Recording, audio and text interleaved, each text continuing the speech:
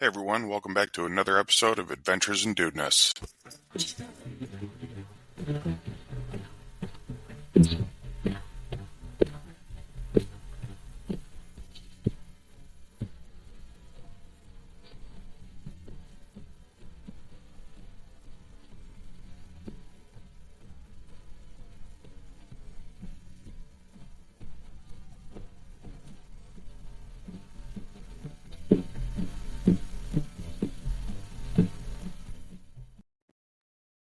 Hey everyone, welcome back to the show.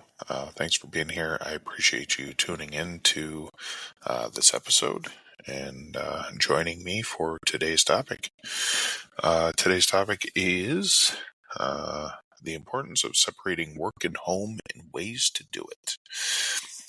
So a very important aspect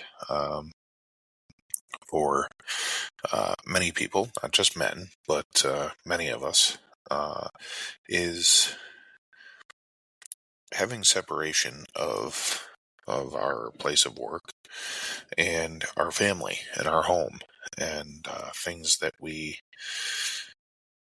do it in either place really should not intermesh with each other. There needs to be a separation because, in all honesty, it's not really healthy to have those two things bleed together because there is no happy medium unless you make it, right? So according to the AI on good old Google,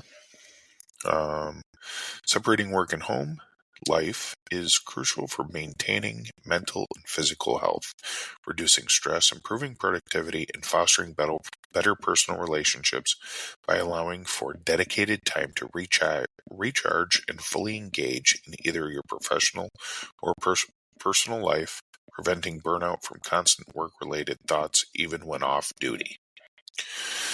Whew. Basically, what the AI machine is trying to say is not having that separation is just going to fuck your shit up.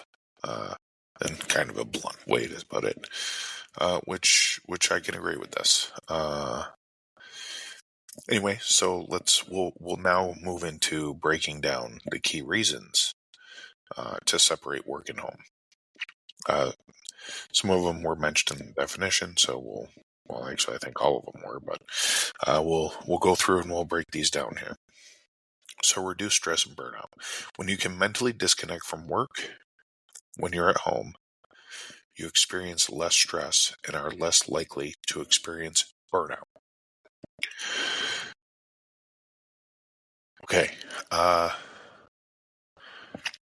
pretty straightforward, I guess. Number 2, improve focus and productivity. By dedicating specific time to work, you can concentrate better on tasks without distractions from personal life, leading to higher productivity. And vice versa. That is coming from the company perspective, I would put it. But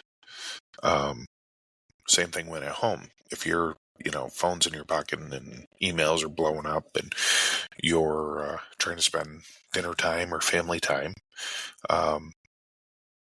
even just feeling it vibrate in your pocket or hearing it distracts you.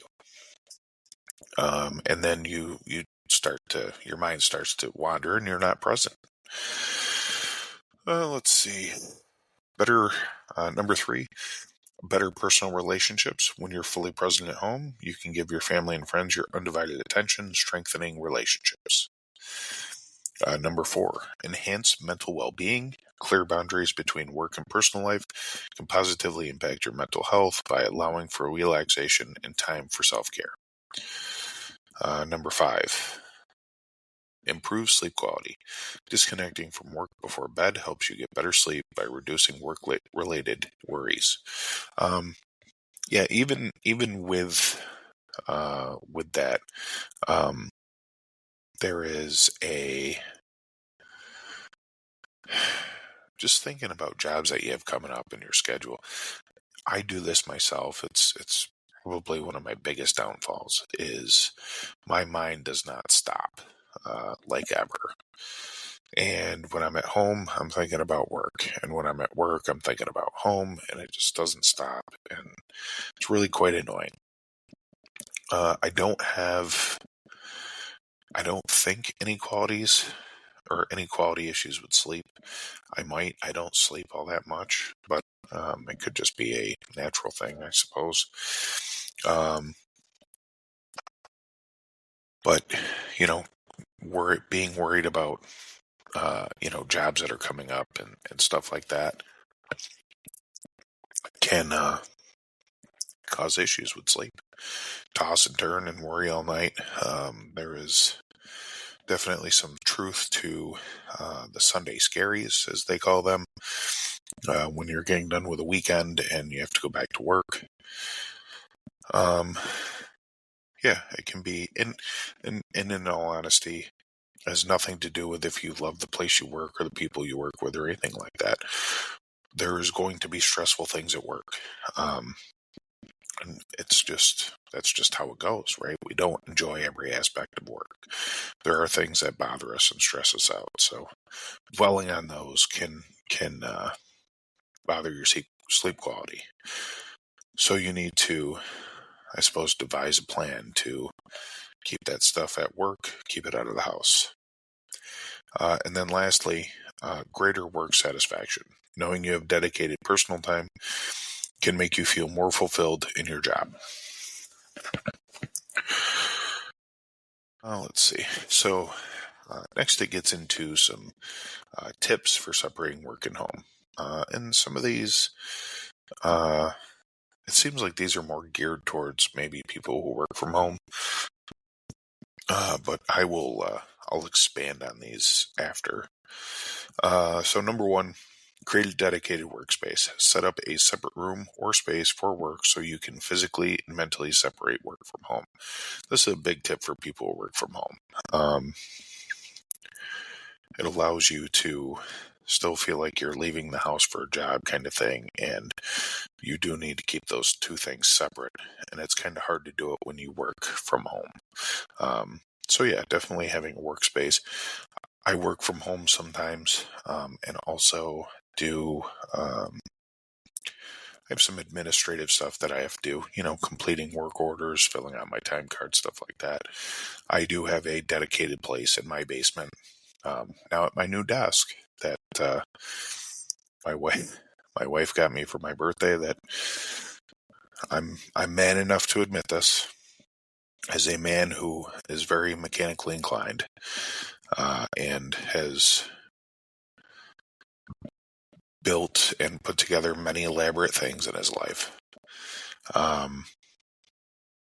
It took me 3 times to put this desk together correctly, so that's how I spent my weekend last weekend. But yeah, anyhow, so yes, that is now my dedicated workspace for me to do my stuff. Number 2, set boundaries. Establish boundaries between your work and living space to help you focus and avoid distractions. For example, you can turn off notifications on weekends. Yeah, what it said. Personally, what I would do is shut the door. I would have a dedicated work area that only has one entrance and is part of the house that is not normally used. And just shut the door. Then you don't see it. Create a schedule. Determine your work hours and block off time for work, breaks, and personal commitments. Yeah, absolutely. Very true. I think it's part of a routine, schedule, whatever you want to call it. Yeah, absolutely. You have to have that work-life balance for sure. I don't know much about that, but that's what I'm told. Um, Another one of my very bad habits. Use separate devices and accounts. Use separate email accounts and devices for work and personal use. This is also an important security measure. Yeah, I guess, but whatever. Take time off. Make sure you have enough time to rest and get away from work. Absolutely. For those of you who bank your your vacation sick time, you are not doing yourself any service. You are not doing your family any service. You are doing your company a lot of service, which is great. But I want you to keep one thing in mind. Your company will replace you at the drop of a hat. I don't care what they say. We're a family here. We care about this. We care. I don't give a shit. We've seen it too many times. They will drop you in a second. Okay? They do not have your back. They're not your family. Your family is at home waiting for you to come home from work. So you know what? Bite the bullet. Take the time off. Take your fucking kids camping. Go to fucking Disney World. Do what you gotta do. But take your fucking vacation every year. I don't care if you take vacation to stay home and do nothing. Or work around the house. Or whatever. You need to do it. It is important. It's very important. That is one thing that I will say that my wife has kind of made me do over the years, because if I didn't have her, I wouldn't do it myself. But she plans the vacations. She makes me take the time off. It's non-negotiable, and this is what's going to happen. So, and I'm better for it. I'm better for it. We all need a break. Our job is not our life. Let's see. Communicate your schedule. Let your colleagues know your work schedule, response times, and availability. I would say if you worked in more of like an office environment, or maybe if you're self-employed, especially if you're self-employed, set hours for yourself. It's very important. Let's see. Be selective. Be selective about taking on additional tasks. Absolutely. Don't overwhelm yourself. The more you overwhelm yourself, the harder your life is going to become, and the harder it's going to be to have that separation. There's only 24 hours in the day. Take regular breaks. Throughout the day, stop, get up, go get a cup of coffee, whatever. I know there's a lot said that people can only be productive for so long in a certain amount of time. And I think that's very true when it comes to like an office environment. I think outside it's a little bit more of a free, or if you work, trades, stuff like that, where you're physically busy, not really mentally busy. I think we can kind of go longer, but take regular breaks. Stop, go get a cup of coffee. Have a drink of water, whatever. So those were AI's tips, and here's my tips. So when you get home, change your clothes and/or take a shower. That is going to allow you to transition from work mode to home mode. It's going to give you that, 10-15 minute break in the shower. You can get cleaned up. You feel refreshed. You feel, awake. You're clean, and you're not in work clothes. Number 2, if you have a work phone, put it away. Leave it in your work vehicle if possible. I am on call right now. I'm the only person on call. But yes, leave your work phone in your work vehicle if you can. Out of sight, out of mind. Keep device use separate, which it kind of mentioned. But I do not do anything personal on my work laptop, tablet, or phone, and vice versa. I do not do anything work related on my laptop, tablet, or phone. I keep those two things very, very separated. I do not add email accounts to either one or connect them in any way. They're 100% separate. And then keep your accounts separate. Phone numbers, emails, social media, etc. Even if you use like social media for your business, keep it separated. There's no need to. You're using that as a marketing tool or a work tool that needs to stay at work. Remove items and secure your vehicle when you first get home, so you don't need to be distracted. There's always seems to be that one thing I forget in my truck at the end of the night, and then I got to put my shoes back on, go down and unlock my truck and get it out, and blah, blah, blah, blah, blah. It distracts me. It takes away time. It's something that it's kind of on my list of things that I still need to do before I can go to bed. So doing that ahead of time is kind of important. Make sure your doors are locked, toolboxes, whatever. Create a weekday home routine and a weekend home routine. Our weekdays in my household, for the most part, are pretty structured. Get home from work, have dinner, hang out a little bit, maybe watch a little bit of TV.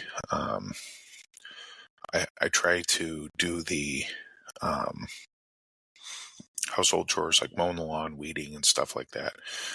Or I should say shoveling. Well, you got to shovel when it snows, but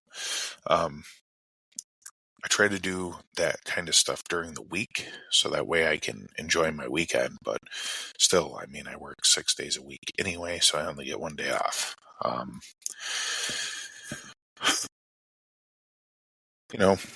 So that's kind of that routine. And then weekend, sleep in a little bit, not too late. I don't sleep until noon or anything. Usually up by 8:30, somewhere in there. Get up, have coffee, do my my little meeting I have to do, counseling, Sunday mornings. Have my coffee while I'm doing that, and then when I'm done with that, usually finishing up stuff with the podcast, and then usually go make my daughter's breakfast. Because by that time it's like 11:30, so I guess it's more brunch. And plan out what I'm going to cook for dinner. Maybe do some laundry. Tinker. Maybe take a hike. Kind of whatever. I got teenage daughters. They like to stay up all night and sleep all day. So, and my wife is at work on Sundays, so that kind of gives me an opportunity to kind of do some self-care, some stuff that maybe I want to get done or need to get done, or gives me a little bit of time to focus, I guess. Let's see. Take a few minutes when you pull in the driveway to relax and clear your mind. I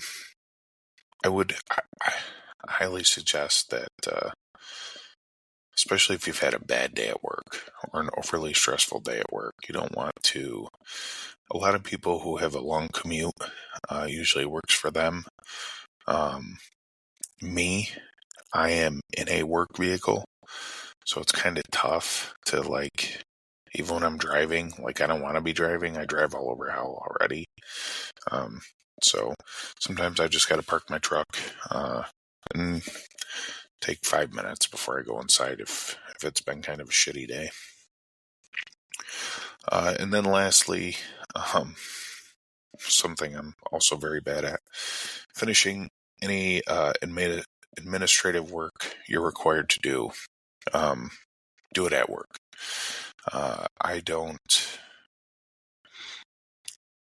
always fill out my work orders on the job site like I'm supposed to, because sometimes I'm just trying to move on to the next place or whatever. And it's easier to sit down at my laptop and do them instead of doing them from my tablet in the truck. But I need to make a better habit of doing it every day, so that way it's done. And I don't have to worry about it on the weekend. Usually, like, Sunday night, 8 o'clock, it's like, oh shit, I forgot to do my finish my work orders and do my timesheet. So that's like sometimes an hour or two that I have to go do that stuff. So I need to be more diligent about that kind of thing. But yeah, don't bring work home with you. Um, I had a company that I worked for down in Florida, and they made us do any type of training, online training, on our own time, unpaid, at home. Guess who didn't do much training at home, unpaid? Me. Yeah, I don't go for that stuff. Like, you need me trained so that way I can make you more money, basically. So you're going to pay me to get the training. If it's a rainy, shitty day out and I can't get anything done, or we're slow on work, yeah, I'll sit somewhere and do training. But I'm not going to do it at home and take time away from my family, which we have very little time anyway. So yeah, that's kind of a no-go. That's sort of a boundary I had to put in place with the company. And they, every so often I get an email, hey, what's going on with your training? How come you haven't done it? I don't do it for free. Sorry. I found time to kind of work it in and get paid for it. Not that they need to know, but yeah, that's kind of a no-go for me. With my job I have now, it can bleed over into home life quite a bit. I'm on call at the very minimum, or yeah, the very minimum every other week. So I have to tote around a work phone and keep it close to me and answer it in the middle of the night, and kind of restrict where I go and what I do. But that's just kind of part of the job. I've learned to manage it, to keep it, to not interfere at home, basically. I keep the phone with me, but I don't ever look at it. It's usually, in my pocket. I make sure it's charged or whatever, but it's a inanimate object, in my opinion, at that point. Which I guess it really is anyway. It's basically a rock. It's a rock, unless it rings. So, but I don't check emails. I don't check, I don't do any of that stuff. I only answer phone calls when I am at home on call. Nothing else. What else? With that said, so a lot of times there's no perfect answer, I guess, to this topic, but you can, kind of like a give and take. It has to ebb and flow, sort of. So I think we have to account for that. And I do think you have to make a boundary. If you have to stay, do something for 15 minutes when you first get home, answer an email, something like that. Do that before you walk in the house. Most of these, everyone these days, we have email on our phone. And your phone is right in your fucking pocket. So just do it. Don't go in the house, sit down, and then start typing. Because when you walk in the house, people want to talk. Your kids want to talk to you. Your wife wants to talk to you. We want to talk about our day and what happened and how everything went. So if you're sitting there typing and answering an email, you're not present with your family. So yeah, that's going to kind of wrap up this topic. Let me know if there are any other, anything I missed, or any other ways that, creative ways that you have from separating work and home. I would love to hear them. You can DM me on X or Instagram. Also, you can email me at adventuresanddudeness@gmail.com. Please, you can also comment on this episode. I'll read those and respond. Please, again, thank you for tuning in, taking the time to check out the show. Please share it with your family and friends. share it on your social media, email, wherever. Make a flyer and hang it up at the park. I don't care. Just just share the show if you would, and go ahead and give me subscribe or a thumbs up, etc. Whatever is available to you for that option, and consider also connecting and following me on my social medias. Thanks for check out the YouTube channel. There isn't a whole lot. I post the podcast there every week, but I'm working on some video stuff. I promise you. I just guess I'm a little shy when coming to put some things up, but nevertheless, thanks for tuning in, and I will. We'll do this again next Monday morning at 6 a.m. And with that said, take care of yourself and each other.